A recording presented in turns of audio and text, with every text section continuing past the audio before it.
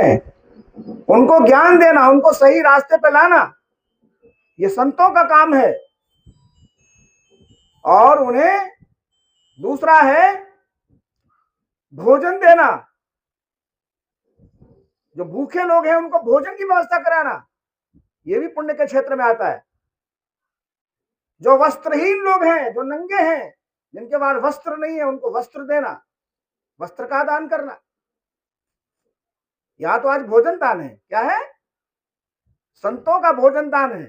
कहीं कहीं वस्त्र दान भी होता है, वस्त्र भी दिए जाते हैं। फिर उसके बाद है औषधि दान, बीमार होने पर दवाइयां देना। अगर कोई बीमार है प्राणी, तो उसको दवा देकर स्वस्थ करना, उसका मंगल करना। तो ये 4 प्रकार का जो दान है, पुण्य, जिसको पुण्य कहते हैं, पुण्य कमाना। क्योंकि मनुष्य के पास समय नहीं है, तो समय नहीं है तो पुण्य कैसे प्राप्त करेंगे? सर्विस में लगे हुए हैं, आपके पास प्रवचन सुनने का समय नहीं है, किताब पढ़ने का समय नहीं है, कहीं बैठने जाने का समय नहीं है, तो आप कैसे पुण्य कमाएंगे? तो इसलिए ये पुण्य का क्षेत्र जो आपके घर में विराजमान है, चल के आया है, ये बहुत बड़ा शुभ अवसर प्राप्त हुआ है आपको कि संतों का दरबार, संतों का संग आज आपके घर में लगा हुआ है, संत बैठे हुए हैं। तो क्या क्या है? पहला, धम्म दान सब दान जिनात, धम्म दान सबसे श्रेष्ठ दान है।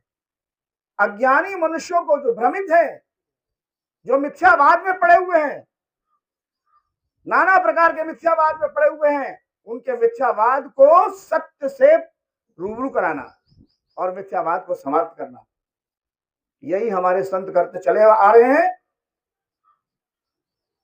तो ये संत हमें क्या बता रहे हैं? हमें सत्य के बारे में बता रहे हैं। सत्य क्या है? हमारे सदगुरु कबीर साहब ने एक भजन अपने उसमें गाया, लेकिन मैंने उसको अपने हिसाब से संशोधित करके गाया है, जरा उसे सुन लीजिए। साधो झूठ में जग बौराना, क्या है? साधो झूठ में जग बौराना, वेद किताब मर्म नहीं जाने, तामे रहत भुलाना। जो लोग आज रातों दिन पाठ कर रहे हैं रामायण का, महाभारत का, गीता का, आदि आदि तमाम ग्रंथ भारत में हैं, सभी अपने अपने धर्म ग्रंथों का पाठ करते हैं। सदगुरु कबीर साहब ने बताया है, क्या पाठ करने से आपका मन ठीक हो जाएगा, आपका कर्म ठीक हो जाएगा? नहीं। स्नान करने से क्या आप पवित्र हो जाएंगे? ये क्या है? ये भ्रम है, ये मिथ्यावाद है। आप झूठे में फंस गए हैं, सत्य को जानना नहीं चाहते, सत्य को समझना नहीं चाहते। इसलिए सदगुरु कबीर साहब ने क्या कहा? क्योंकि समझाते समझाते वो थक गए, हैरान हो गए, परेशान हो गए, तो उन्होंने अंत में क्या कहा? उनकी भड़ास, साधो झूठ में जग बौराना। अंदर की भड़ास क्या निकल रही है? जब ज्यादा हैरान हो गए तो उन्होंने क्या कहा? साधो झूठ में जग बौराना, वेद किताब मर्म नहीं जाने, और तामे रहत भुलाना।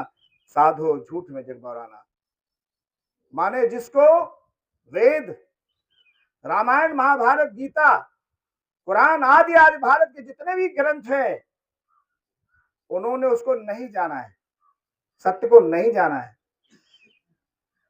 और फिर भी हमें वही, उसी में ही उसी का पाठ करते रहते हैं, उसी पे चिंतन करते रहते हैं, उसी पे ध्यान लगाए रहते हैं, उसी के बारे में चर्चा करते हैं, झूठी चर्चाएं करते रहते हैं, झूठी भजन गाते हैं। क्या गाते हैं? झूठे भजन कीर्तन गाते रहते हैं और झूठी चर्चा करते रहते हैं, जिसमें सत्य नहीं है। सत्य को छोड़ असत्य को ध्यावे, झूठ में जग मस्ताना। सत्य को छोड़ असत्य को धावे, झूठ में जग मस्ताना। साधु झूठ में जग बौराना। हम कितना समझाएं, ये सत्य को समझने के लिए तैयार नहीं है। सुंदरियों संग रास रचावे, उसे कहे भगवाना। अरे साधु संत ज्ञानी मुनि तपस्वी जो होते हैं, वे त्याग करते हैं, तपस्या करते हैं। और सदगुरु कबीर साहब के भजनों में आप देखिए तो माया के प्रति कितनी बात कही गई है। माया महा ठगी हम जानी, मैं नहीं कह रहा हूं, माया को इतना लताड़ा है, इतना लताड़ा है। बाबा भागो बिलैया झपटी, दादी खा गई भातो खाएगी और दहिया पर लपकी। अरे बाबा भागो बिलैया, ये किसने कहा? सदगुरु कबीर साहब ने कहा। माया पर कितनी फटकार लगाई कि हम सब कहां अटके हुए हैं? झूठ में। किसमें? झूठ में अटके हुए हैं। तो ये झूठ क्या है? सुंदरियों से रास रचावे उसे कहे भगवाना। जो इस माया के मोह में फंस गया उसी को हमने भगवान मान लिया, उसकी हम पूजा कर रहे हैं, उसके गीत गाते हैं, उसकी आरती उतारते हैं, उसके भजन गाते हैं, उसका पाठ करते हैं, उसका अखंड पाठ करते हैं। क्या है? ये झूठ है।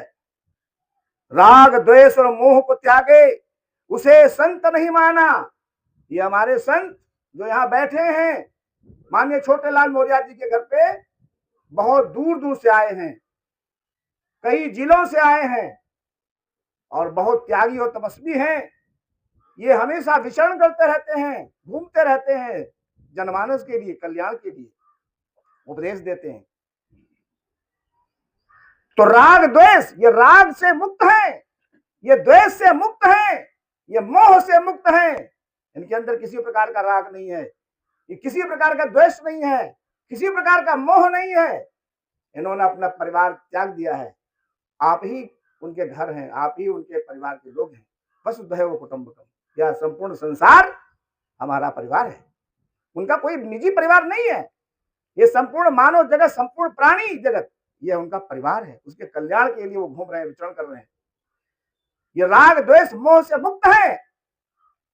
लेकिन जिन्होंने राग द्वेष मोह को छोड़ा नहीं, हम उनको ही भगवान मानकर पूजा करते हैं, उनका भोग लगाते हैं, उनकी आरती गाते हैं, उनकी जय बोलते हैं। तो क्या है संतो?